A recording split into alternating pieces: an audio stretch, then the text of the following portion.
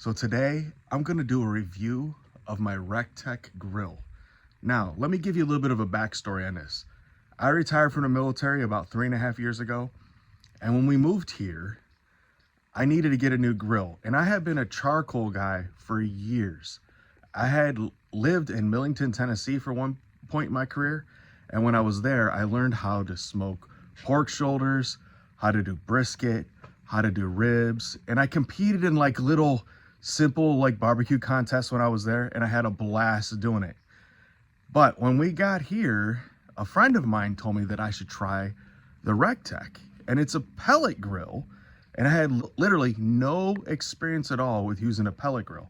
So I was like, you know what, I'll give it a shot. So one weekend we drove out to Recteq, which is about an hour from where we live right now.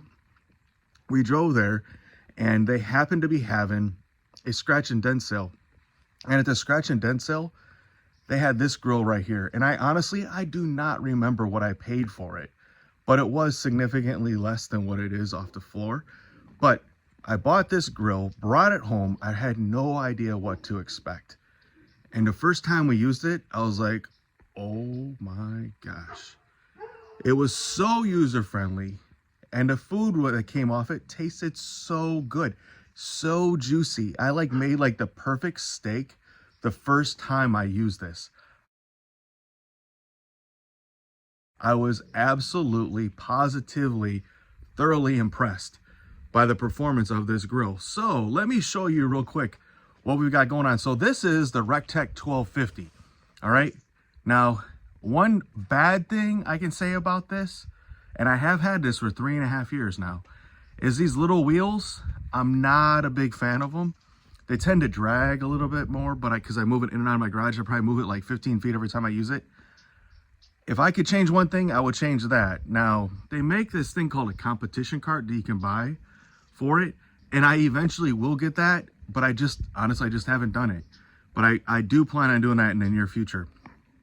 One thing that I added to my 1250 is that thing right there. That's smokebox. Now, I tried smoking ribs in it one time, and it didn't work out too well for me. Probably just because I just didn't know what I was doing with it. But what I do is I smoke ribs right here in on the main grill itself. Because it regulates its temperature so well, the ribs come out so perfect that I don't need to use that. But what I found that I like to use that for is, if I finish out the ribs early, or if I finish off another entree early on the grill, because we cook on it just like it's an oven, I'll slide it right into that smoke box just to keep it warm.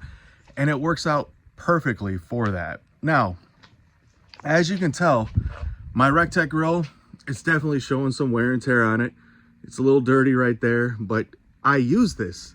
This is not a museum piece. This is something that I use. It's a tool here at our household that we use continuously for making food for dinner. So today, what I'm gonna do is I'm gonna smoke some eggs on this grill, and we're gonna use that for egg salad sandwiches because we're going back to work tomorrow, and that's gonna be part of our meal prepping.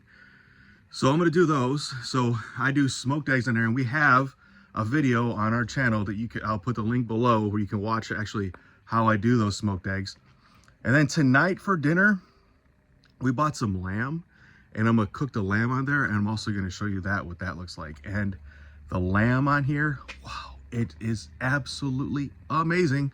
And coming along right here, so let me just show you real quick. Just opening this up, you see I've got one rack right there, and it works out really well because it's all indirect heat. Nothing ever really gets burned because it's never directly into the heat source. So it works out really, really well by dispersing the heat very evenly.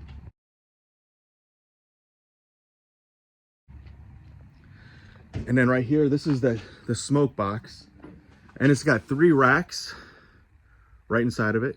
And this was really easy to install. It was not difficult at all. And then right below is a little bucket that catches the grease, and that works really, really well. I don't have any problems with stuff going on my driveway or making a mess because that bucket catches all of it. And then back here, this is where you put the pellets right inside there. And one bag of pellets fits really, really well in there. But what I do every time I run a bag of pellets through my Recteq, I make sure I clean it out really well. I'll take the grates out. I literally go in there with a vacuum cleaner. I'll vacuum out all the ash, and I really take care of the inside. So I really want to have a good cooking area. I want to make sure it's clean. I want to make sure we don't have any malfunctions with it, so on and so forth.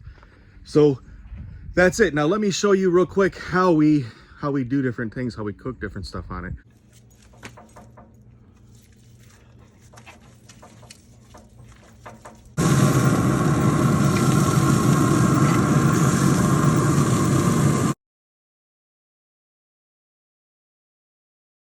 So another thing I want to show you is literally what I do, how I power mine is I run an extension cord right out of my garage and I plug it in right here. It makes it really simple.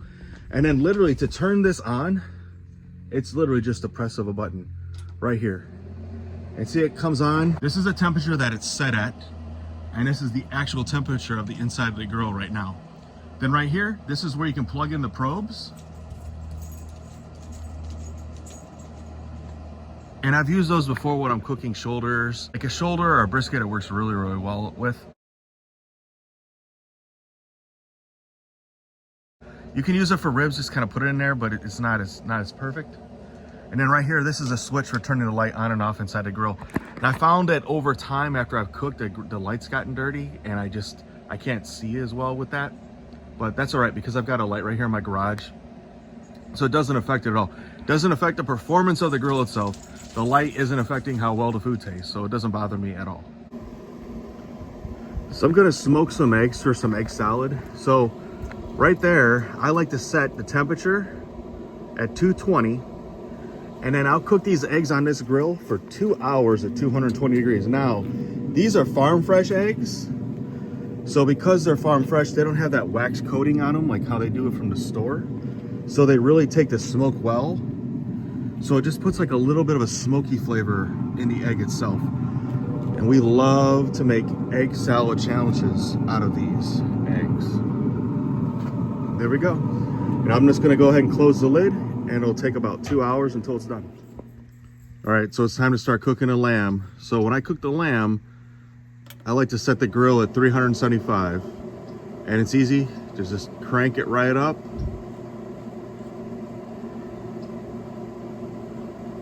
To 375. There we go. In a couple minutes, it's gonna be ready for us to put the lamb right on it. All right, so now I got the lamb right here on the smoker, and I'm using it more like a grill right now. So I got it set to 375, but I always season my lamb and my meats with just basic Himalayan pink salt. But I just got these new grinders from Recteq, and they're thumb grinders. So you use them like this, and they're so easy to use, and I really like these a lot. Really made this easy to add the salt and the pepper right to the ribs. All right, so here it is. The lamb is all done. I'm about to take it off the grill, but I just want to say again, I am very pleased with this Recteq 1250, and I think you would be also.